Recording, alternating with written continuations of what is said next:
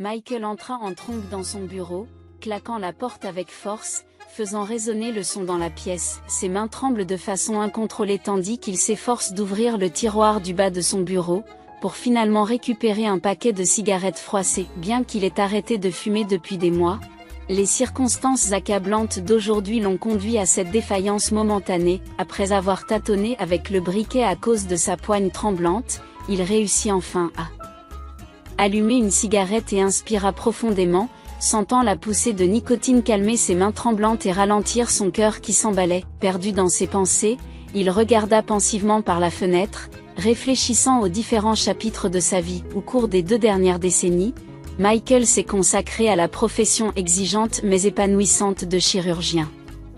Devenir médecin a toujours été son aspiration inébranlable, poussé par le noble désir d'aider et de sauver des vies. Les études de médecine, bien qu'éprouvantes pour beaucoup, ont été pour lui un parcours relativement facile. Ses aptitudes exceptionnelles lui ont valu l'estime du doyen, créant ainsi un lien qui influencera plus tard son emploi dans un hôpital public. Rapidement, il s'est imposé comme un spécialiste qualifié et compétent, motivé par son dévouement et sa quête incessante de connaissances.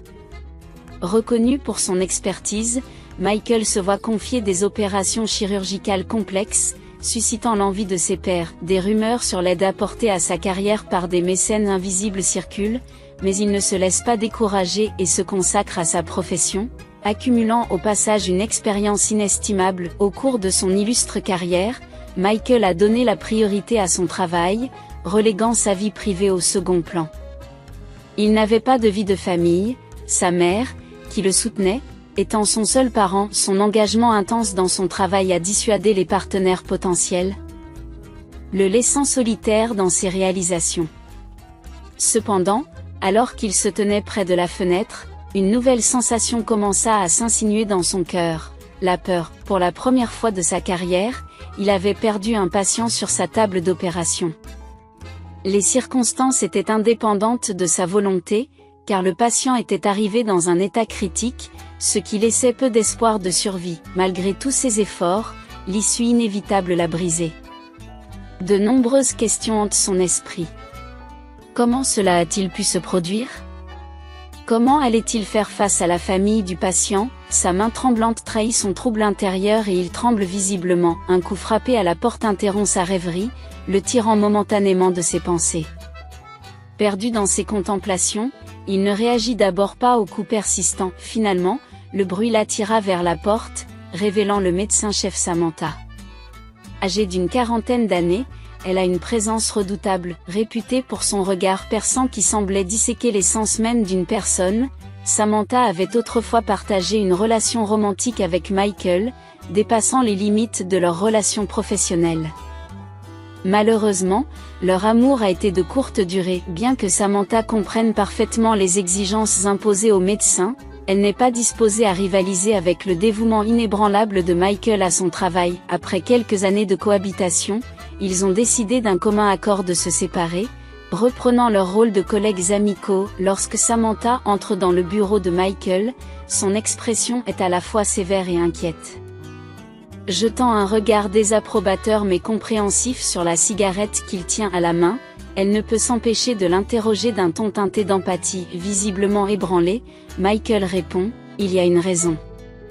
Comme vous le savez, je ne peux pas me défaire du sentiment que j'aurais pu le sauver. » Samantha l'a calmé avec sa réponse tranchante, mais empreinte d'une chaleur sous-jacente. « Ce qui est fait et tu sais très bien qu'il était trop tard pour le sauver. Ce n'est pas de votre faute. Pourquoi vous tourmenter avec de la culpabilité maintenant ?» Michael soupire lourdement et avoue, « Mais c'est la première fois que je suis confronté à cela dans ma carrière. Je n'arrête pas de m'en vouloir, même si je sais que c'est irrationnel. » Samantha, sa main se posant doucement sur la sienne dans un geste de soutien, répondit, « Ce n'est pas la bonne approche, Michael. Accepter que tous les patients ne puissent pas être sauvés est une dure réalité de notre profession. C'est une vérité difficile à accepter, mais il le faut. Pendant que vous vous sentez coupable, il y a encore des patients qui ont besoin de vous. Avez-vous envisagé de faire une pause? À quand remontent vos dernières vacances? Michael répond sans conviction, qu'est-ce que ça peut faire? La voix de Samantha s'élève avec urgence et répond, c'est très important. Il faut que tu prennes au moins une semaine de vacances, tu es susceptible de tomber dans un état dépressif, et je ne peux pas le permettre. Quand avez-vous visité les montagnes pour la dernière fois? Un peu de temps, surtout à l'air frais de la montagne, pourrait t'aider à t'éclaircir l'esprit et à te ramener à toi-même. Prenant en compte son passé de randonneur, Michael vit la sagesse de la suggestion de Samantha. L'idée d'une escapade temporaire à la montagne le séduisit et lui offrit un répit bien nécessaire dans sa tourmente actuelle. À partir de demain, tu ne viendras plus. Je vous attends ici le 3. Rentre chez toi. Repose-toi, lui dit Samantha avec fermeté. Inquiet, Michael demande, qu'en est-il de l'information de la famille du patient? Je m'en occupe, lui assure Samantha. C'est un sujet sensible qui nécessite une communication délicate. Concentrez-vous sur votre santé. Je m'occupe du reste. La situation était délicate et sensible, car le cas du patient était assez complexe. Nous avons tenté de joindre sa femme, mais elle semble inaccessible pour le moment. Je crois savoir qu'elle n'est pas en ville en ce moment, explique Samantha. Michael pousse un profond soupir. J'ai du mal à imaginer le choc qu'elle va subir en apprenant le décès de son mari, dit-il, la voix emplie de tristesse. Samantha lui assura qu'elle s'occuperait de tout pour la soirée. Michael s'occupa à préparer une tente et le nécessaire pour son prochain voyage.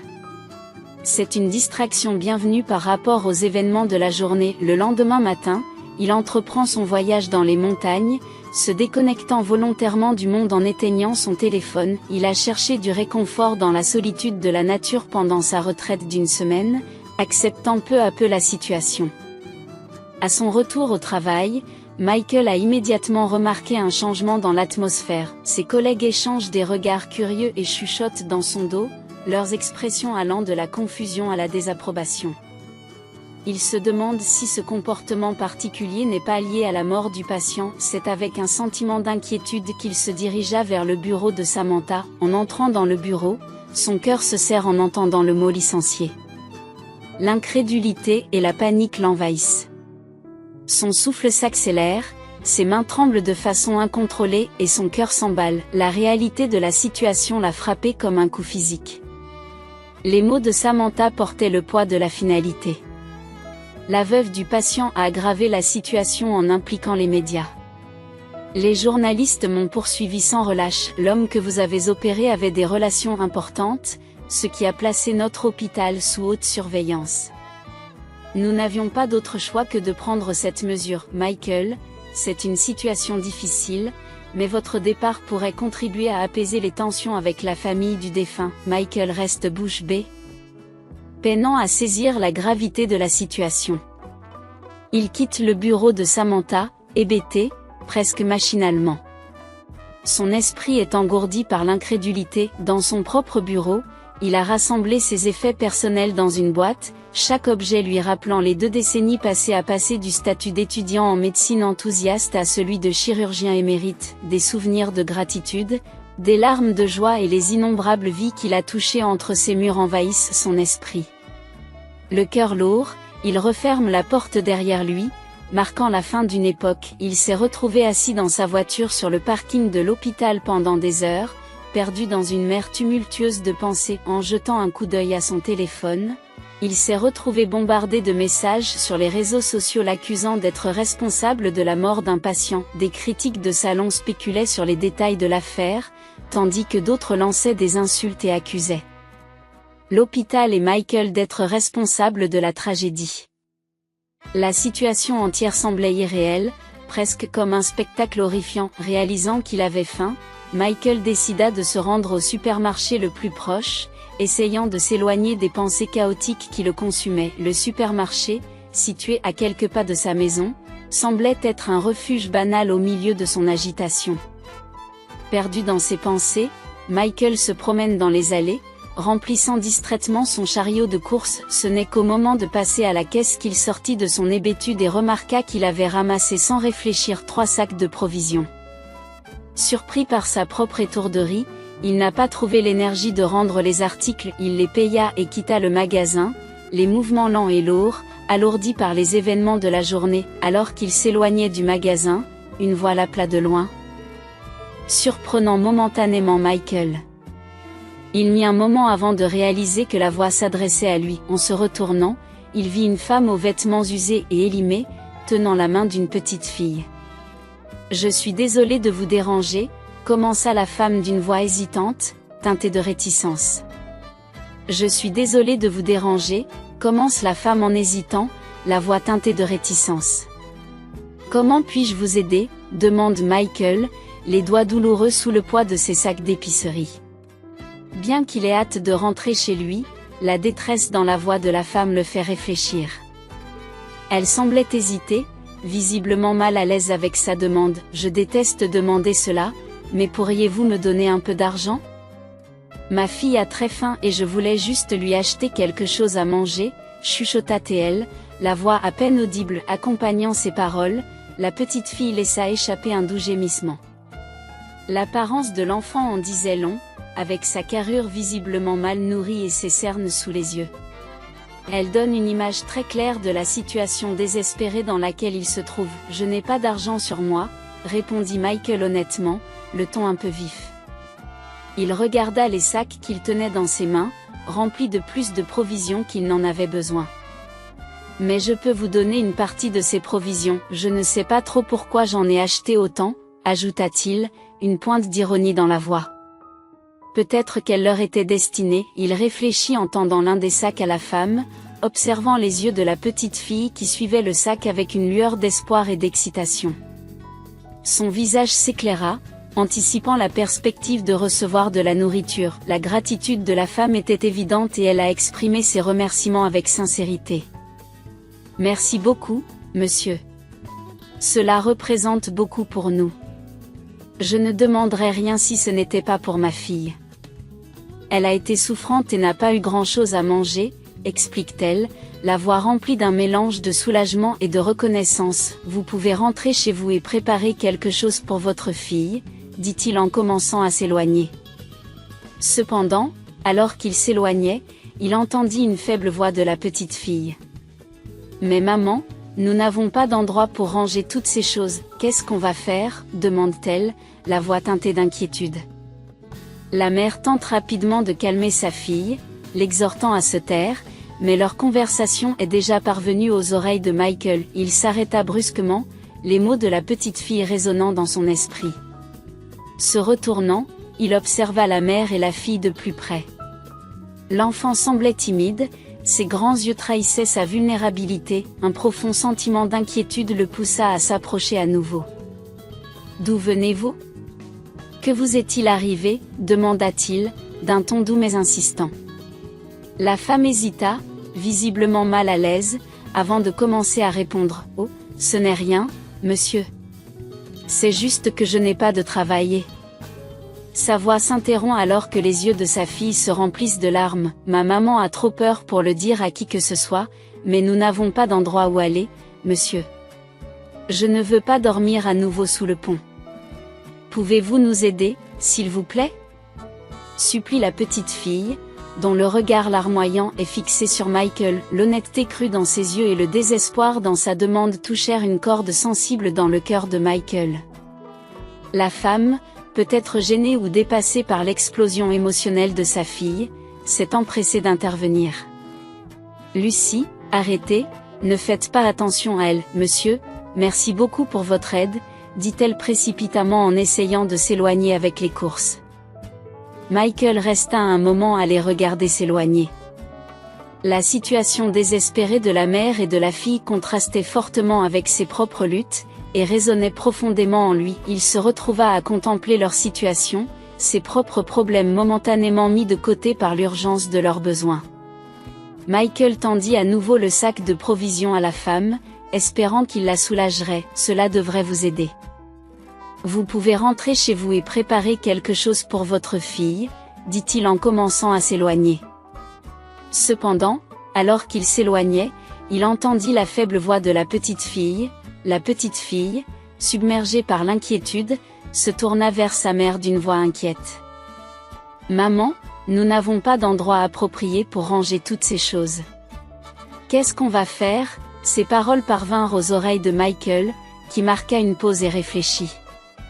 Il se retourna pour observer la mère et la fille de plus près. L'enfant semblait calme, mais ses grands yeux révélaient sa vulnérabilité et sa profonde inquiétude. Michael s'approcha d'elle, curieux de leur situation. « D'où venez-vous? Que vous est-il arrivé ?» demande-t-il d'une voix douce mais insistante. La mère hésitante répond « Oh, ce n'est rien, monsieur.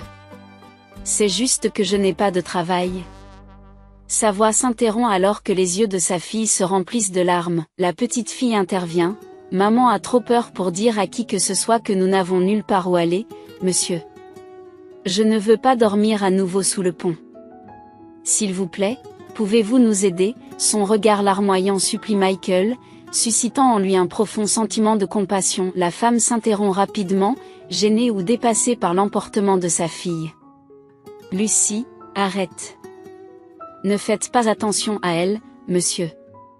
Merci beaucoup pour votre aide, » dit-elle précipitamment en essayant de s'éloigner avec les courses. Michael fut surpris par l'urgence et la sincérité de la requête de la petite fille. Alors que la mère s'empresse d'emmener sa fille, celle-ci continue de jeter un coup d'œil en arrière, appelant silencieusement à l'aide. « Attendez, » dit Michael, sa voix coupant la distance qui les sépare. « J'habite à quelques rues d'ici. Ma mère n'est pas en ville et il y a une chambre libre dans mon appartement. Allons-y maintenant, et tu pourras tout m'expliquer. Tu pourras y rester quelque temps, au moins jusqu'à ce que tu saches quoi faire ensuite. » La proposition fit sursauter la femme, visiblement abasourdie par l'offre. « Mais vous ne nous connaissez même pas, et nous ne vous connaissons pas, » répond-elle, avec un mélange d'incrédulité et d'espoir prudent dans la voix. Touché par leur situation désespérée, Michael insiste, « Regardez votre fille. Elle tremble. S'il vous plaît, montez dans la voiture. » Son inquiétude l'emporte sur toute hésitation et il se dirige vers son appartement. Michael s'est reproché ses jugements initiaux, réalisant qu'il avait eu tort de douter de leur authenticité.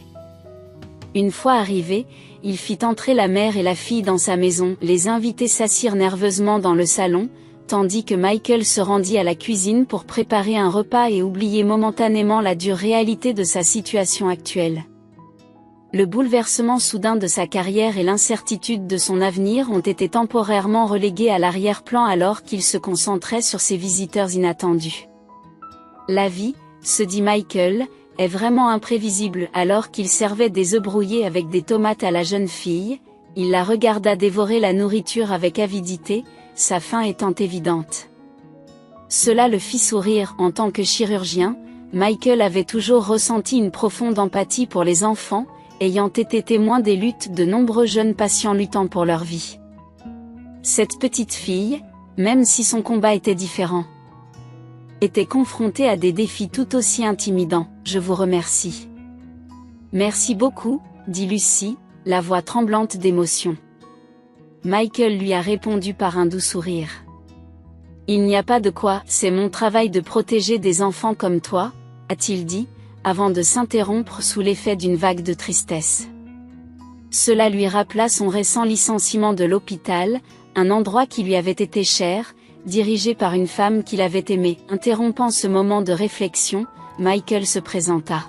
« Au fait, je m'appelle Michael. »« Amy, la femme, » répondit avec un sourire fatigué. « Je suis Amy, et voici ma fille, Lucie. » Elle a 6 ans. Inquiet, Michael s'enquiert de la situation. « Depuis combien de temps êtes-vous dans cette situation ?» Amy prend une grande inspiration avant de répondre. « Cela fait environ 2 semaines, commence-t-elle, la voix posée mais avec une détresse sous-jacente. « C'est à cause de mon mari. Pour résumer, il boit beaucoup, et quand il est ivre, il devient violent. Je suis habitué, mais récemment, son agressivité s'est intensifiée. » Michael est surpris par le ton détaché d'Amy lorsqu'elle parle d'une expérience aussi traumatisante. « Et tu étais d'accord avec ça ?» demande-t-il, incapable de masquer sa surprise. Amy croisa son regard avec un sourire triste. « C'est une question courante, les abus ont commencé peu après notre mariage. Harold était complètement différent avant cela, gentil et attentionné. Puis il a changé, il est devenu excessivement jaloux. Il remettait constamment en question mes allées et venues, mes fréquentations, il méprisait mes amis et me poussait à rester à la maison pour ne pas le provoquer. Il a menacé de nous faire du mal si nous parlions des abus. Nous avons réussi à nous enfuir pendant qu'il dormait et nous sommes restés dans un hôtel bon marché jusqu'à ce que nous n'ayons plus d'argent. J'ai essayé de trouver du travail, mais c'est difficile avec un enfant. Les employeurs pensent que cela aura un impact sur mes performances professionnelles, explique-t-elle, la voix teintée de résignation. Michael jeta un coup d'œil à Lucy, qui grignotait joyeusement un petit pain. Avez-vous cherché de l'aide? Michael s'enquit du comportement de son mari, exprimant son inquiétude. Amy, d'un air résigné, admet qu'il est officier de police. Elle reconnaît que son père pourrait l'aider, mais elle hésite à l'impliquer. Il l'avait mise en garde contre le mariage avec Harold dès le début, et admettre qu'il avait raison serait trop humiliant. Avec un sourire mélancolique, elle raconte son histoire à Michael, qui ne peut s'empêcher de faire le parallèle avec son propre passé avec sa mère. Il se souvient d'elle assise dans la cuisine, les larmes coulant sur son visage, inconsciente des difficultés qu'elle rencontrait. Il essayait de la consoler, essuyant ses larmes avec ses petites mains, et elle le serrait fort, souriant malgré sa tristesse. Les similitudes entre amis, Lucy et ses propres expériences ont fait naître chez Michael un fort désir d'assistance. Il a proposé à Amy de rester avec lui dans la petite ferme de sa mère, située à une vingtaine de kilomètres de là. Il lui assure que sa mère est compréhensive et ne s'y opposera pas. Entre espoir et scepticisme, Amy le regarde. Elle propose de s'occuper des tâches ménagères en échange, mais Michael la rassure en lui disant qu'elle ne lui doit rien et qu'elle doit se concentrer sur son repos. En ce qui concerne son mari, il insiste sur l'importance de dénoncer ses agissements et même d'envisager le divorce. Cette idée a rempli Amy de désespoir, exprimant sa crainte qu'il puisse prendre la garde de Lucy étant donné ses ressources financières, sa maison et ses relations. Pour la réconforter, Michael a fermement affirmé que ce n'était pas toujours une question de relation. Il lui a assuré qu'il avait des amis qui pouvaient l'aider, y compris des avocats compétents et même un juge. Il voulait qu'elle sache qu'elle n'était pas seule dans cette affaire et que tout irait bien. Dans l'espoir d'apaiser ses craintes et de lui faire entrevoir un avenir plus prometteur, il lui a offert un sentiment de sécurité qu'elle n'avait pas ressenti depuis longtemps. Ils continuèrent leur conversation dans la cuisine jusqu'à ce que l'épuisement s'installe. Amy remarqua que Lucy s'était endormie au son de la télévision et la porta avec précaution jusqu'à la chambre. Reconnaissantes du havre de paix qu'elles avaient trouvé, elles se plongèrent dans un sentiment de soulagement. Pendant ce temps, Michael est au téléphone avec sa mère, Hélène, qui est visiblement bouleversée. Elle n'arrive pas à comprendre comment ils ont pu licencier un professionnel comme lui. Michael a répondu en essayant d'éviter de discuter des détails douloureux au téléphone. Il lui a dit que c'était compliqué, mais sa mère a insisté pour qu'il vienne à la ferme puisqu'il était maintenant libre et sans emploi. « J'ai vraiment besoin de votre aide. La charge de travail est écrasante et il est difficile de la gérer seule. » La voix d'Hélène se fit entendre, mélange d'espoir et de désespoir. Michael hésite, réfléchissant à la situation. Il se sentait mal à l'aise à l'idée de laisser Amy et Lucy seuls dans son appartement, même si Amy semblait sincère. Il y avait toujours un sentiment d'incertitude lorsqu'il s'agissait de laisser des étrangers chez soi. Cependant, il ne pouvait pas non plus ignorer l'appel de sa mère. « J'attendrai. » Sois prudent, conseille Hélène avant de mettre fin à l'appel. « D'accord, maman. Je te verrai bientôt, » lui a assuré Michael, même si ses pensées étaient contradictoires. Il venait de se réveiller lorsque le téléphone a sonné, et la conversation l'a laissé complètement éveillé. Il décida de se rendre brièvement à la ferme, persuadé qu'Amy et Lucy se porteraient bien en son absence. En entrant dans la cuisine, encore un peu groggy par le sommeil, Michael fut surpris de trouver Amy déjà réveillée et affairée. Elle avait rangé la cuisine et préparé le petit déjeuner, une tasse de café chaud l'attendait sur la table. « Je m'excuse de prendre cette liberté, mais quand j'ai su que tu étais réveillée, j'ai pensé à préparer le petit déjeuner, » expliqua Amy, la voix teintée d'excuses. Michael lui sourit chaleureusement. Oh, pas besoin de s'excuser. Sentez-vous comme chez vous. Honnêtement, je ne m'attendais pas à ce que vous prépariez le petit déjeuner, mais je vous en suis reconnaissant. Le sourire d'Amy s'élargit. Je fais cela par habitude depuis tant d'années, mais aujourd'hui je me suis sentie différente, agréable. Je n'étais pas sûre de vos préférences, par exemple si vous mangez des œufs ou non, ajouta-t-elle modestement. Michael fut agréablement surpris en jetant un coup d'œil sur le petit déjeuner. Amy n'avait pas seulement préparé des œufs, il y avait aussi des pancakes appétissants, qui lui rappelaient son enfance. Waouh, des crêpes! Cela fait longtemps que je n'en ai pas mangé. Elle me rappelle celles que mon père faisait après son divorce avec ma mère. Ils ont en quelque sorte effacé tous les souvenirs de lui, y compris sa recette de crêpes, dit-il en commençant à manger. Amy a hoché la tête en signe de compréhension. En fait, c'est mon père qui m'a appris à les faire. Il les préparait le dimanche, généralement avec de la confiture de framboise. C'était toujours un plaisir particulier, se souvient-elle.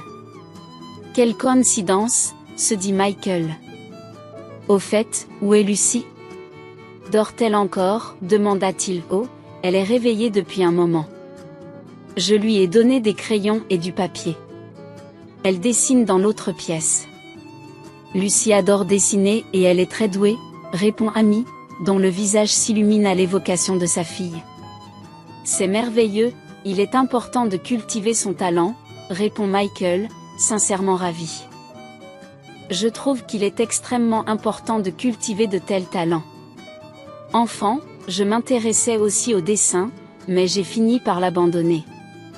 Je devrais peut-être envisager d'acheter des crayons à dessin de haute qualité et un carnet de croquis pour ma fille, je pourrais facilement me les procurer plus tard. Michael a gentiment fait part de ses réflexions, et les yeux d'Amy se sont illuminés de gratitude.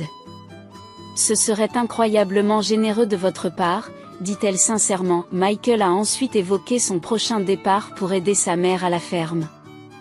Cependant, il assure à Amy, s'il vous plaît, Lucie et vous pouvez rester ici. Mettez-vous à l'aise, il y a de la nourriture en abondance dans le réfrigérateur et je vous laisserai un peu d'argent pour répondre à vos besoins. Il a expliqué cela pour assurer leur sentiment de sécurité pendant son absence. Amy ne pouvait pas cacher son malaise alors qu'elle contemplait la confiance que Michael plaçait en elle. Tu nous laisses seuls dans ton appartement, mais tu nous connais à peine, s'inquiète-t-elle. C'est bon, Amy. Ne t'inquiète pas. Considère que cela fait partie de mes soins pour toi et Lucie, comme un médecin avec ses patients, la rassura Michael avec un sourire réconfortant. Amy, encore un peu incrédule, réussit à lui rendre son sourire. Elle se dit, d'accord, merci beaucoup. Je suis sans voix, exprima-t-elle avec reconnaissance, debout près de la cuisinière. Amy éprouve un mélange de perplexité et de gratitude envers Michael, qui a fait preuve d'une confiance et d'une gentillesse inattendue envers elle et sa fille. Plus tard dans la soirée, Michael arriva à la ferme et comme toujours, il apprécia la transition entre la ville animée et la campagne sereine. Le trajet à travers le paysage pittoresque jusqu'à leur modeste maison était comme un voyage du chaos à la tranquillité. Il prit une profonde inspiration, savourant l'odeur fraîche de l'herbe, et pour la première fois de la journée. Un sourire sincère orna son visage, il comprit pourquoi sa mère préférait cette retraite paisible. Leur ferme, nichée dans un cadre pittoresque avec des forêts sur deux côtés, témoignait du dévouement et de l'amour d'Hélène pour le jardinage. Ces jardins de fleurs présentaient une palette de couleurs éclatantes, enviée par les fermes voisines. C'était le résultat de son talent naturel pour le jardinage, auquel elle tenait beaucoup. Michael avait un profond respect et une grande admiration pour sa mère, Hélène, malgré leurs différences d'âge. Même à 70 ans, elle rayonnait de vitalité et de grâce. Après le divorce, elle a élevé seule Michael tout en gérant la ferme et le ménage. Le travail physique, au lieu de l'épuiser, l'a distraite de ses problèmes personnels et lui a permis de rester forte. Hélène parle rarement de Steven, le père de Michael. Les souvenirs de son père sont flous, remplis de longues heures de travail et d'arrivées tardives à la maison. C'est Hélène qui a joué le rôle principal dans son éducation. La présence constante dans sa vie était celle de sa mère, qui gérait le ménage, nourrissait son fils et veillait à ce que son foyer soit chaleureux et aimant. Les tensions entre ses parents se sont aggravées lorsque Michael est entré en première année, avec de fréquentes disputes, les larmes de sa mère et les absences prolongées de son père. Le jour où son père a fait sa valise et est parti reste encore très présent dans la mémoire de Michael. L'étreinte de son père, le baiser sur son front et les mots solennels déclarant que Michael était l'homme de la maison ont laissé une empreinte profonde dans son jeune esprit. À partir de ce moment, Michael a ressenti un fort sentiment de responsabilité à l'égard de sa mère. Les larmes fréquentes et les nuits blanches d'Hélène lui pèsent lourdement, bien que son père l'appelle de temps en temps ou l'emmène se promener dans le parc, lui offrant des glaces, des jouets et des sucreries. Ces rencontres diminuèrent progressivement jusqu'à cesser complètement. Les questions de Michael sur son père se heurtent souvent au silence de sa mère. Cependant, dans un rare moment de frustration, Hélène a révélé la dure vérité: son père avait fondé une autre famille, ce qui impliquait que Michael devait renoncer à tout espoir de retour. Cette révélation bouleverse le monde de Michael. Il est plongé dans une tempête de chagrin, de colère et de trahison. Mais finalement, l'acceptation s'est installée. Il a compris que ces crises émotionnelles ne faisaient qu'ajouter à la détresse de sa mère. Acceptant son rôle d'homme de la maison, il s'est juré d'être le protecteur de sa famille. Un jour, Michael prend une décision qui surprend Hélène. Il annonce son ambition de devenir médecin. Elle le met prudemment en garde contre les défis de la profession, soulignant qu'il s'agit d'une voie noble mais pas facile. Un médecin tient la vie des gens entre ses mains. Cependant, pour l'instant, elle lui a conseillé de se reposer, d'étudier et de profiter de son enfance. Cette conversation a marqué un tournant pour la mère et le fils. Ils se sont embrassés, ont pleuré, pour la première fois, se sont ouverts à leurs peurs les plus profondes et à leurs émotions refoulées. Cette conversation sincère s'est avérée cathartique, libérant des années de sentiments refoulés. Même après de nombreuses années, Michael se souvient parfaitement de ce moment. C'est une expérience déterminante qui l'a fortifié, l'a guidé à travers les défis de la vie et a renforcé sa détermination à atteindre ses objectifs. Lorsqu'il est sorti de la voiture, un sourire d'affection sincère a illuminé le visage d'Hélène. « Bienvenue, mon fils », dit-elle chaleureusement en se précipitant pour l'accueillir. Michael prit sa mère dans ses bras, s'inquiétant de son bien-être. « Je me suis inquiété pour toi aussi, maman », dit-il. L'amour et le lien qui les unissait étaient plus forts que jamais. La situation de l'hôpital a fait l'objet de nombreuses discussions. Pour tenter de réconforter sa mère, Michael a pris un ton à la fois ferme et compatissant. « Je t'ai déjà dit de ne pas prêter attention à toutes les nouvelles, je vais engager un avocat et laver mon nom. C'est surtout exagéré pour attirer les téléspectateurs », soupire Hélène, un mélange d'inquiétude et de soulagement dans les yeux. « Très bien, mon fils, rentrons à l'intérieur, j'ai préparé ta salade préférée », dirent-ils en s'asseyant tous les deux à la table. Michael détourna la conversation de ses problèmes, ne voulant pas accabler sa mère avec les siens.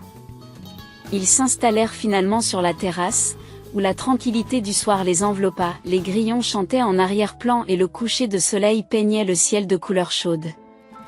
Michael est captivé par la tranquillité de la ferme. « C'est tellement serein ici », se dit-il, « peut-être devrais-je envisager de quitter la ville et d'embrasser la vie d'agriculteur. J'ai assez d'économies pour que ça marche, maman. » Soudain, Michael rompit le silence, attirant l'attention d'Hélène qui semblait avoir sombré dans une légère somnolence.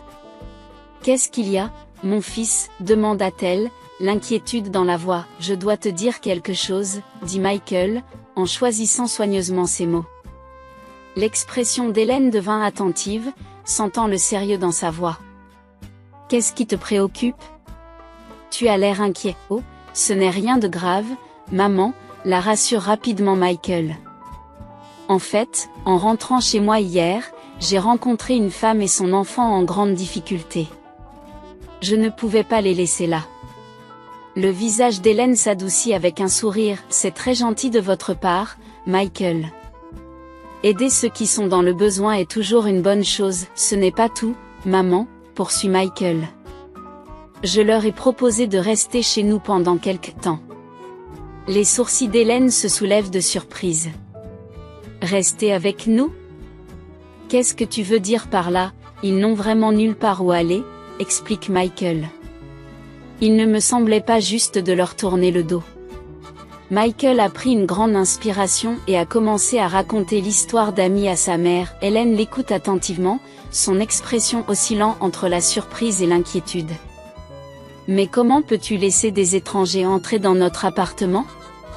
Qu'en est-il de nos objets de valeur et de nos appareils électroniques? Demande Hélène, dont l'inquiétude est évidente. Quels objets de valeur, maman? Je doute fort qu'ils veuillent prendre quoi que ce soit. Ils sont dans une situation désespérée, ils cherchent juste un endroit sûr, répond Michael, une pointe d'exaspération dans le ton. Quand j'ai regardé dans les yeux d'Amy, cela m'a rappelé comment tu étais il y a des années, quand tu étais seule et vulnérable. Mais tu m'avais, même quand je n'étais qu'un enfant. Ils n'ont personne, s'inquiète Hélène en fronçant les sourcils, mais si elle faisait semblant? Et si elle était une arnaqueuse douée? Michael secoue la tête, incrédule. Michael secoua la tête, incrédule. En réalité, combien de personnes accepteraient qu'une inconnue entre chez elles? Ce n'est pas une arnaque très efficace. Et tu as vu Lucie? Elle a l'air si maigre, ça fait mal au cœur. J'ai consacré ma vie à aider les gens grâce à la médecine. Ne devrais-je pas aussi aider avec ce que je peux offrir personnellement? Le regard d'Hélène s'attarde sur son fils, un mélange de doute et de fierté dans ses yeux. Elle est inquiète, mais ne peut s'empêcher d'être fière de l'homme compatissant qu'elle a élevé. Les jours suivants passèrent rapidement, Michael se préparant à retourner en ville. Hélène exprima le désir de l'accompagner, mais Michael refusa, expliquant qu'il devait se préparer à l'arrivée d'Amy et s'assurer que sa confiance n'avait pas été mal placée. Maman, et si je les emmenais plutôt ici, l'air frais ferait du bien à Lucie. Et Amy semble prête à aider à la ferme, propose Michael. Hélène hésite, l'incertitude se lit sur son visage. Je ne suis pas sûre, mon fils. J'espère que tu n'as pas fait une erreur en leur faisant confiance. Fais-les venir, rencontrons-les et voyons quel genre de personnes ils sont, dit-elle finalement en hochant prudemment la tête en signe d'approbation. En s'approchant de son appartement, Michael resta un moment à l'extérieur, observant les fenêtres silencieuses. Il n'y avait aucun signe de vie, ce qui lui fit craindre que ses invités ne soient partis. Cependant, la porte était verrouillée de l'intérieur. Son appréhension se dissipa lorsqu'Amy ouvrit la porte après qu'il eut sonné. Elle avait l'air sensiblement différente, la peur remplacée par un semblant de bonheur et de santé. « Je suis de retour », annonça Michael en entrant. « Comment ça se passe ici ?» Lucie émergea timidement, ses grands yeux bleus fixés sur Michael. « Nous allons bien, » dit Amy en souriant. « Nous avons été occupés à dessiner, merci pour les crayons et les peintures. » Lucie n'a pas été aussi heureuse depuis longtemps. Michael est heureux d'entendre cela. Michael est heureux de l'entendre. J'aimerais bien voir tes dessins. Et si je nous faisais du thé, suggère-t-il, impatient de voir les œuvres de Lucie. Non, laisse-moi faire. Le déjeuner est également prêt, insista Amy, la voix remplie d'une nouvelle confiance. L'arôme de la cuisine attire l'attention de Michael. Ça sent très bon ici, allons donc à la cuisine, dit-il, agréablement surpris par l'atmosphère chaleureuse. Lucie se précipita et revint avec une collection de dessins. Michael était vraiment impressionné par son talent, surtout si l'on considère son jeune âge. « Lucie, ton talent est incroyable », lui dit-il en guise de compliment. « Extraordinaire. Nous devrions envisager de t'inscrire dans une école d'art. » Il réfléchit.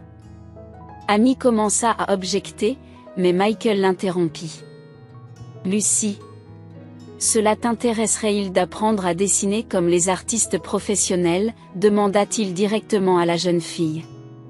Elle répondit, d'une voix douce mais pleine d'enthousiasme, « Oui, j'aimerais bien. » Autour d'un thé, Michael s'adresse à Amy.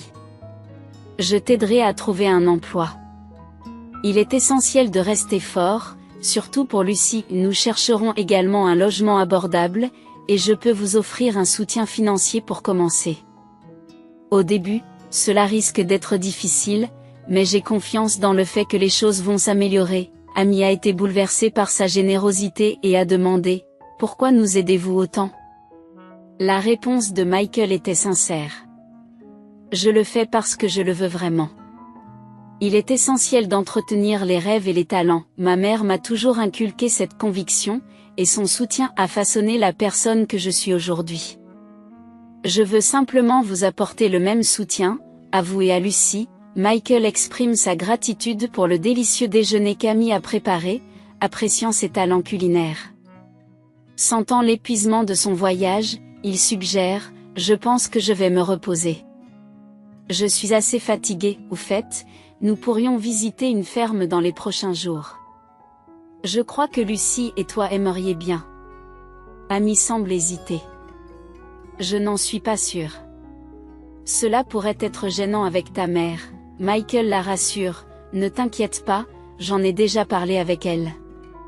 Elle connaît la situation. » Amy fait part de son inquiétude, a-t-elle été contrariée par le fait que tu ramènes des étrangers à la maison? Michael a répondu, en réfléchissant à l'influence de sa mère sur son caractère, « Non, elle comprend.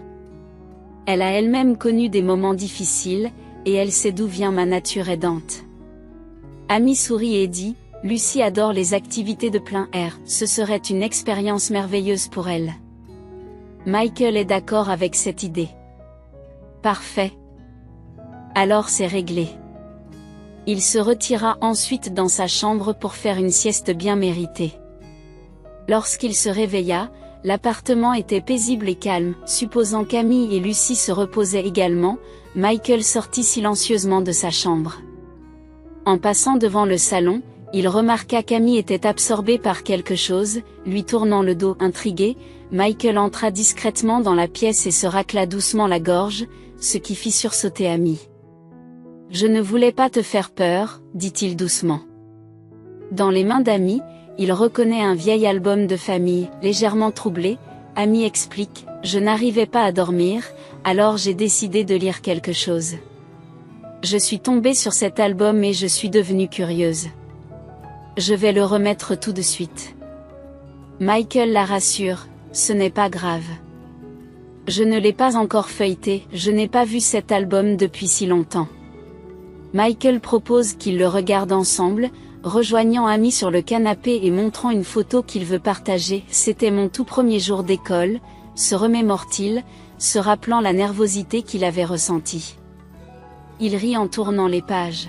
« Voici une photo prise lors d'un pique-nique à l'université, et celle-ci date de mon premier jour de travail et celle-ci est celle d'une visite chez ma tante. » Il raconte chaque souvenir, la voix empreinte d'un mélange de nostalgie et d'amusement, partageant des bribes de sa vie avec Amy. L'attention d'Amy était complètement captivée par les photos, ses yeux suivant chaque image tandis que Michael continuait son récit. Alors qu'ils arrivaient à la fin de l'album, Michael s'apprêtait à le refermer, mais Amy s'est empressée de tourner la dernière page, insistant sur le fait que les photos les plus intéressantes se trouvaient toujours à la fin. Son rire était léger et sincère, et Michael s'apprêtait à protester, mais Amy l'a devancé en dévoilant la dernière page.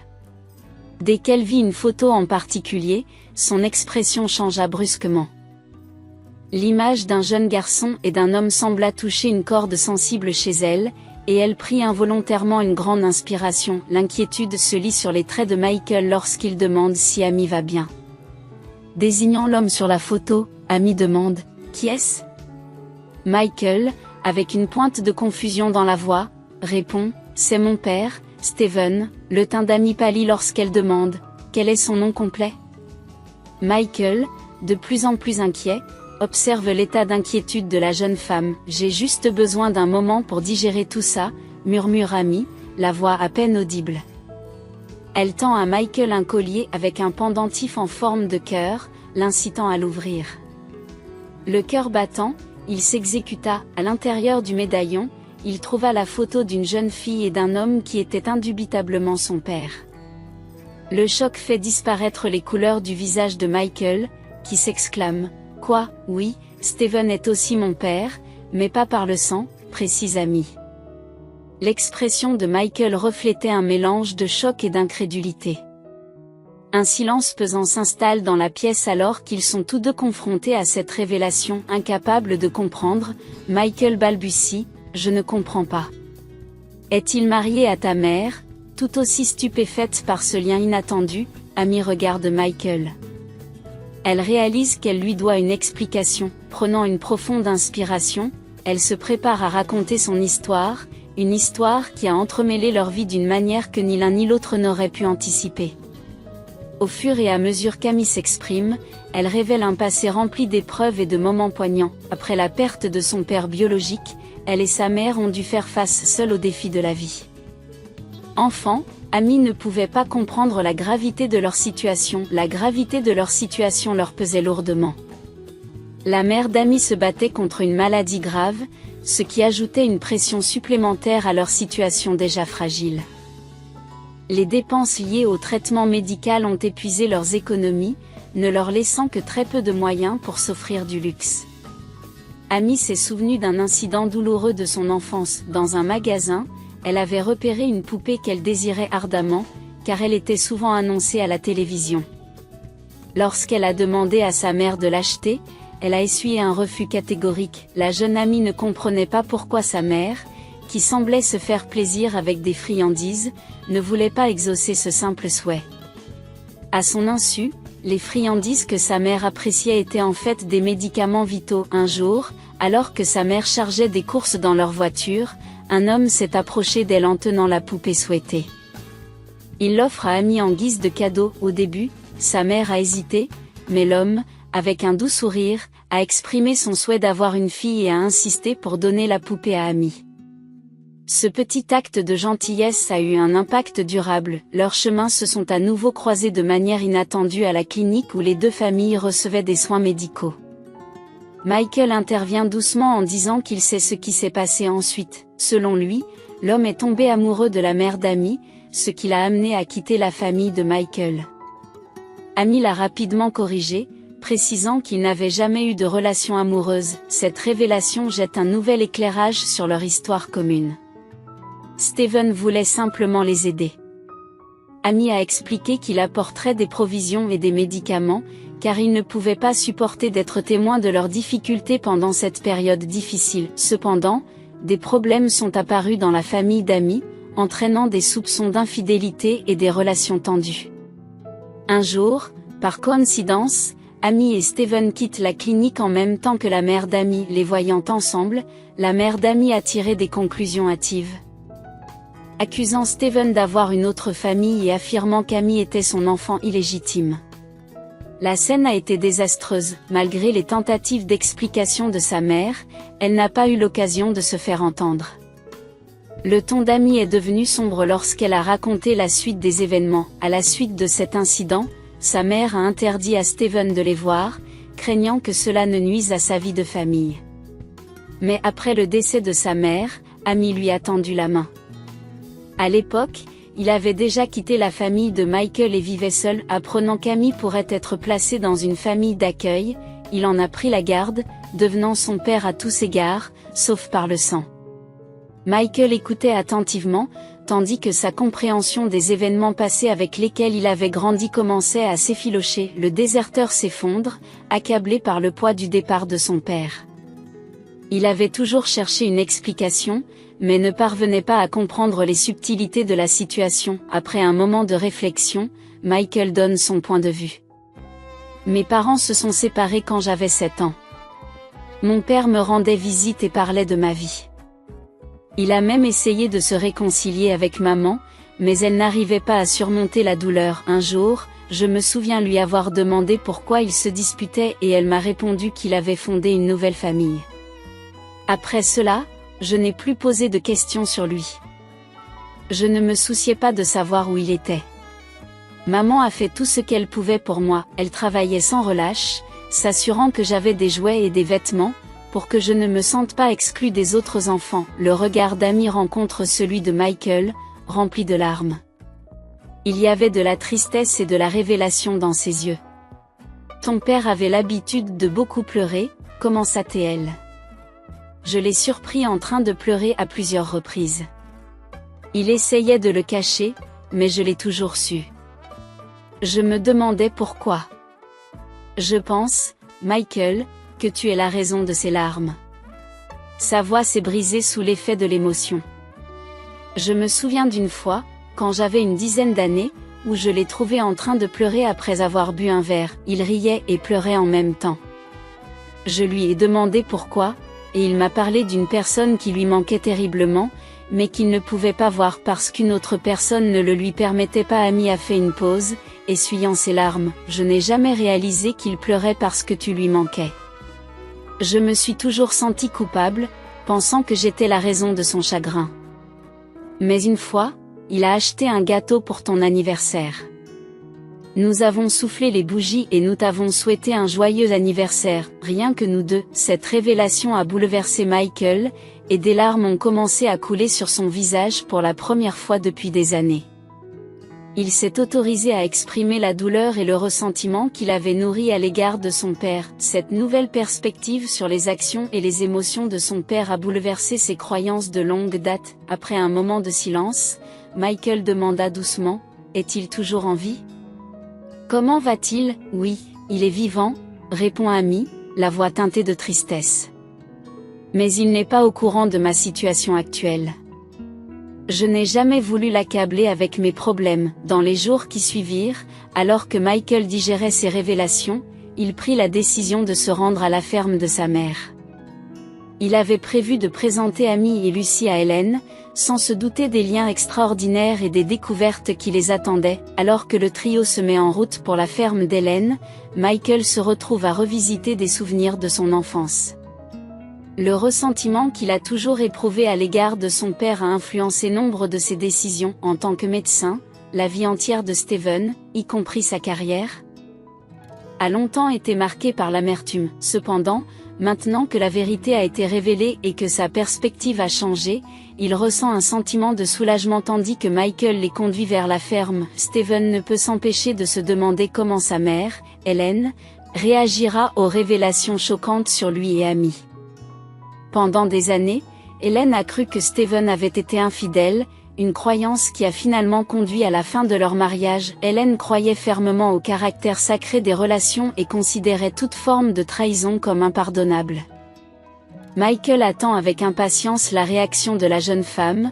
Entre curiosité et appréhension, assise à côté de Michael, Amy ne peut s'empêcher de lui jeter des coups d'œil. Elle se souvient de son enfance, où Michael a toujours été présent, bien qu'émotionnellement distant. Dans son esprit, il avait injustement nourri du ressentiment à l'égard de Steven. Cependant, à mesure qu'Amy grandissait et faisait l'expérience de la complexité de la vie, son point de vue commençait à changer. Elle comprend désormais la complexité des relations familiales et le poids des vérités non exprimées. En arrivant à la ferme, Amy ne peut s'empêcher de réfléchir à ses pensées. À leur arrivée, elle trouve Hélène occupée à s'occuper de ses fleurs. Inconsciente de l'importance de la conversation qui l'attendait, Hélène les salua chaleureusement. Elle accueillit Amy avec son hospitalité habituelle, bien qu'une lueur de confusion ait momentanément traversé son visage. Hélène et Lucy se lient instantanément à la petite fille. La chaleur et la gentillesse naturelle d'Amy lui ont valu d'être appréciée par la mère de Michael, et elle s'est retrouvée à aider Hélène dans la cuisine, ce qui a encore renforcé leur lien. Le déjeuner était délicieux, et l'une des fameuses tartes aux pommes d'Hélène a volé la vedette. En observant la relation facile qui s'est établie entre sa mère et Amy, Michael ne peut s'empêcher d'être quelque peu surpris. Après le déjeuner, il décide qu'il est temps de révéler toute l'histoire. Il a tout raconté. Au début, Hélène a cru qu'il s'agissait d'une blague. Cependant, en regardant leur visage sérieux, elle a vite compris la vérité de leurs paroles. Cette révélation a laissé Hélène en état de choc. Vivant avec un certain récit depuis tant d'années, cette nouvelle information était accablante pour Hélène. Elle avait besoin de temps pour tout assimiler et pour accepter les liens inattendus qui unissaient désormais sa famille à Amy. Témoin du désarroi émotionnel de sa mère, Michael lui a parlé d'un ton doux et compréhensif en lui disant « Maman, ça va aller. Je sais que c'est dur à encaisser. » J'ai ressenti la même chose. En proie à un tourbillon d'émotions, Hélène s'efforce de faire face au passé à la lumière de ces nouvelles révélations. Son visage exprimait un mélange de choc et de réflexion profonde, alors qu'elle s'arrêtait, prenant un moment pour rassembler ses pensées. La main légèrement tremblante, elle attrapa son verre d'eau. Sous le regard de Michael qui percevait la profondeur de ses émotions et les années de malentendus qui avaient entaché leur relation, Hélène commença à donner son point de vue, le tremblement de sa voix révélant sa vulnérabilité. « Michael, quand tu étais jeune et que tu as blessé ta tante, je me suis sentie accablée et seule. L'absence de ton père m'a pesé, j'ai commencé à croire qu'il nous négligeait pour quelqu'un d'autre. Les paroles de mon amie Angela n'ont fait qu'alimenter mes soupçons. » Michael écoutait attentivement, son visage reflétant un mélange de sympathie et de prise de conscience. Les yeux d'Hélène se perdent dans le lointain tandis qu'elle raconte ses douloureux souvenirs. « Un jour, je les ai vus, Steven, avec une autre femme et une petite fille, cela a confirmé toutes mes craintes, ne laissant place à aucune autre explication. J'étais convaincue qu'il avait une famille secrète. La vue de cette fille avec lui a brisé tout ce que je croyais au sujet de notre vie commune. » Sa voix s'est brisée lorsqu'elle a continué. « Mais maintenant, connaître la vérité, comprendre qu'il s'agissait d'amis et de sa mère, et non d'une famille secrète, change tout.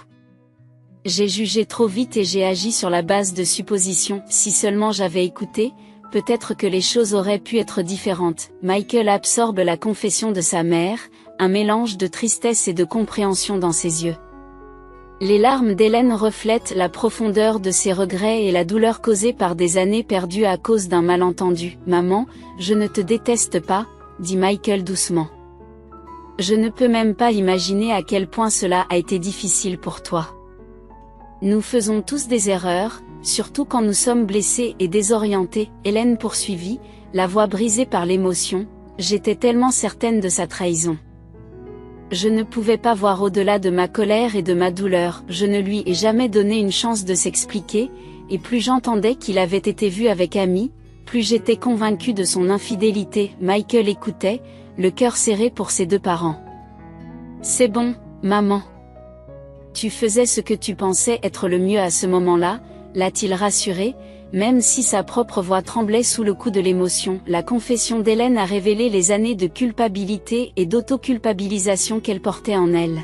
« Je vis avec ce regret depuis si longtemps, Michael. Si seulement j'avais su la vérité plus tôt, peut-être que les choses auraient pu être différentes, » se lamente-t-elle, les mains tremblantes en prenant le verre d'eau des mains d'Amy. Michael observa le regard de sa mère se tourner vers Amy, une expression de réalisation traversant son visage. Les yeux d'Hélène étaient remplis de tristesse, et sa voix faiblissait alors qu'elle s'excusait une fois de plus. Le poids de ses décisions passées lui pesait énormément. Michael s'efforça de se calmer avant de prendre la parole dans un murmure à peine audible. « Maman, je comprends. Papa et toi n'étiez que des enfants à l'époque. La vie a sa propre façon de se dérouler. » Sa voix s'est arrêtée alors qu'il se débattait avec ces mots. « J'ai passé toute ma vie à me sentir désolée pour toi, à penser que tu étais la victime et que papa était le méchant. » Des larmes coulèrent sur son visage alors qu'il admettait sa prise de conscience. Michael se leva et sortit. Il avait besoin d'être seul. « Mon garçon, tu as toutes les raisons d'être en colère contre moi, » répondit Hélène avec du regret dans la voix. « Si c'est possible, pardonne-moi. Je regrette ce que j'ai fait depuis si longtemps. » Michael demanda, la voix traînante. « Pourquoi ne m'as-tu jamais dit la vérité ?» Il s'éloigne et les jours suivants sont calmes. Michael se renferme sur lui-même, ne voulant parler à personne. Il passait des heures seul à l'extérieur et s'occupait des tâches ménagères. Pendant les repas, il mangeait en silence et retournait rapidement à son travail. Amy, Lucy et Hélène trouvaient du réconfort dans la compagnie des autres, cuisinant et faisant le ménage ensemble. Un matin de printemps, Michael et Hélène se réveillent et découvrent qu'Amy et Lucy sont partis. Elles étaient parties sans un mot. Michael se sentit à la fois déçu et blessé. Il ne s'attendait pas à être remercié pour tout ce qu'il avait fait, mais un au revoir aurait signifié quelque chose. Ce soir-là, Michael et Hélène s'assirent tranquillement sous le porche, regardant le coucher de soleil en silence. Perdus dans leurs pensées, ils ne remarquent pas un nuage de poussière qui se forme à l'horizon, leur attention étant fixée dans la direction opposée. Le nuage de poussière a été créé par les pneus d'un vieux camion Chevrolet qui descendait la route de campagne à une vitesse inhabituelle. Il passait sur les bosses sans ralentir, laissant une traînée de poussière derrière lui. Michael jeta un bref coup d'œil au camion, puis reporta son regard sur le paisible coucher de soleil. Il pensa qu'il s'agissait simplement d'un passant qui traversait leur ferme, mais il réalisa alors que la route menait à un cul-de-sac. Le camion se dirigeait tout droit vers leur propriété. Alors que Michael et Helen s'approchaient du portail, le camion s'arrêta net. Une personne portant un chapeau de cow-boy est sortie du côté passager et a ouvert les portes en grand. Michael et Helen ne pouvaient pas discerner l'identité de la personne depuis leur point d'observation sur le porche, et une lueur d'inquiétude traversa leur visage. La véritable identité d'Amy devint évidente, faisant naître un sourire de soulagement sur le visage de Michael. Il avait le sentiment qu'il ne partirait pas sans rien dire. « Maman, c'est Amy. Elle est de retour !» s'exclama-t-il avec un mélange de surprise et de joie dans la voix. Un homme sortit du côté conducteur du camion, et Amy s'amusa à poser son chapeau de cow-boy sur sa tête.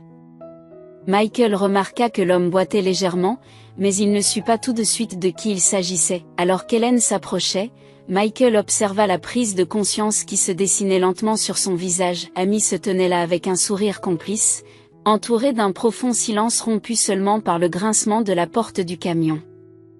La petite Lucy sortit du camion et s'approcha de Michael. Elle lui prit la main et le conduisit doucement vers le chauffeur du camion, qui s'avéra être l'oncle Mike. « Voici grand-père Steven, ton papa. Tu devrais le serrer dans tes bras », demande Lucy en toute innocence. À ce moment-là, Steven, qui avait retenu ses larmes, ne pouvait plus les contenir. Michael franchit la distance en quelques pas rapides et embrassa son père, submergé par l'émotion. Ils sont restés enfermés dans cette réunion sincère pendant plusieurs minutes, témoignant des années de séparation et de désir. Lorsqu'ils se relâchent enfin, le regard de Steven se pose sur Helen, qui se tient à proximité. Il commença à boiter vers elle, mais Michael s'interposa rapidement, offrant son épaule pour la soutenir. L'expression de Steven reste sérieuse alors qu'il rejoint Helen. Il n'échangea aucun mot et la serra chaleureusement dans ses bras. C'était un geste simple mais profond, qui exprimait le pardon et la réconciliation d'une manière que les mots ne pourraient jamais exprimer. Ensemble, ils se sont dirigés vers la maison, sentant un sentiment de guérison et d'apaisement s'installer en eux. C'était le moment que Stéphane avait attendu toute sa vie, malgré sa nature typiquement réservée. Son cœur se gonfla d'une joie immense, débordant d'un désir profond d'une famille réunie. Amy et Lucy suivaient de près, main dans la main.